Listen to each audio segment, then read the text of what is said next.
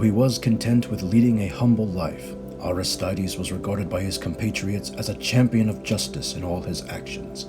Early on, Aristides favored the aristocracy and supported them in their political matters, beginning a long-standing feud with the democratic leader Themistocles.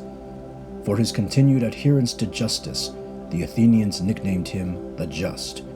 Eventually, his reputation garnered the scorn of the people, and Aristides was ostracized at the behest of Themistocles on a charge of conspiracy to become king of Athens.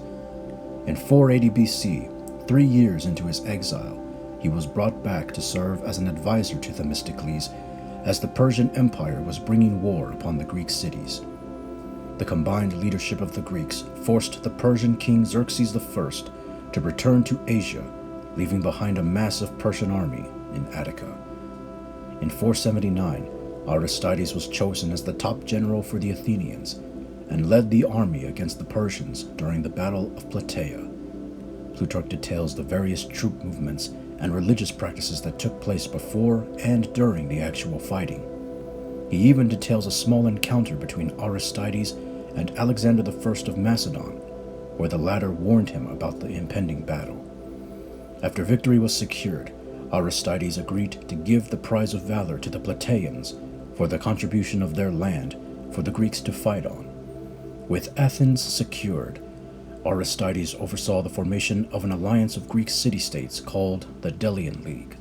He made the Greeks swear by an oath to remain steadfast against the Persians in future endeavors.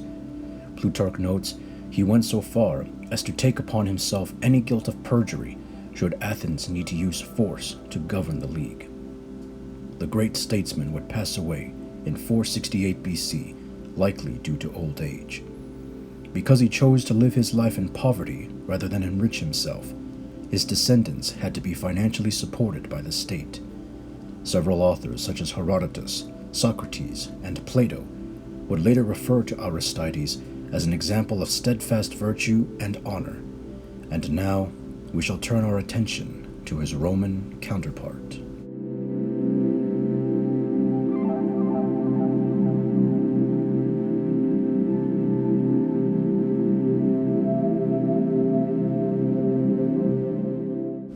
Recognized as the sworn enemy of Carthage, Marcus Porcius Cato was a man who raised his family from a lowly existence to the precipice of wealth. Arising from obscurity to become a new man in Rome, Cato was a staunch observer of the conservative and rustic lifestyle of the old Roman Republic. His rigid self-discipline and his simplicity of living were admired by many Romans as an example of the traditional strictness of Roman life. In his youth, Cato served as a soldier under the consul Verrucosus during the Second Punic War. At the age of 20, Cato was elected military tribune, beginning his political ascension. Soon he gained the attention of the patrician Lucius Valerius Flaccus, who introduced Cato to the cursus honorum. Beginning in 204 BC, Cato would hold all the traditional offices, including quaestor, aedile, praetor, and consul.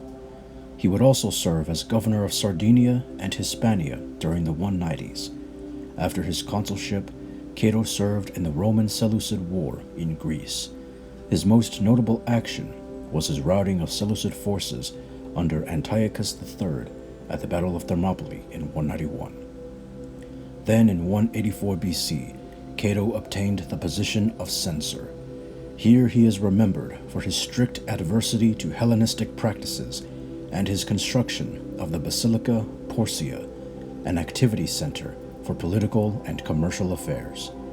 Outside of politics, Cato found contentment in agriculture and was actively engaged in his family. He wrote several books on farming and history and was a formidable investor. But he also harbored a strong hatred of Greek culture, in particular literature and medicine. In his last years, he advocated for the destruction of Carthage in all of his speeches to the Roman Senate, pushing Rome to begin the Third Punic War in 149 BC. Cato would pass away in the same year, having lived a fruitful life in service to his country. Through his second son came his famous great-grandson, the renowned Stoic Cato the Younger, who would famously feud with Julius Caesar during the final years of the Roman Republic.